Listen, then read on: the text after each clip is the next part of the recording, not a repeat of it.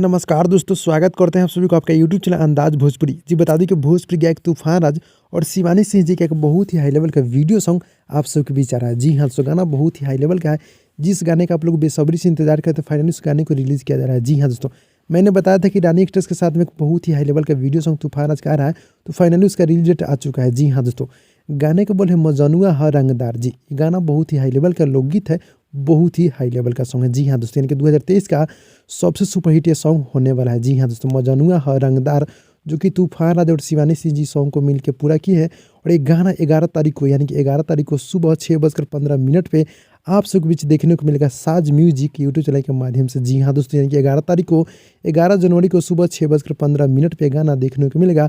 Video song बहुत ही high level का है। जी हाँ दोस्तों, जिसका ऑफिशियल टीजर आउट कर दिया गया है, जो कि आप लोग क्लिप के माध्यम से पहले देखे हैं। जी हाँ दोस्तों, गाना बहुत ही हाई लेवल का, बहुत ही ब्रांड लेवल का है। जी हाँ दोस्तों, जो कि तूफान राज और शिवानी सिंह जी सॉन्ग को गाए और साज म्यूजिक निर्माता है और गीत राहुल रोशन जी लिखे और म्यूजिक है जेपी तिवारी जी का। जी हाँ दोस्तों, जेपी तिवारी जी बहुत ही हाई लेवल का म्यूजिक देते रहते हैं। जी, तो गाना आप सबके बीच यानी कि 11 तारीख को सुबह 6:15 पे देखने को मिलेगा।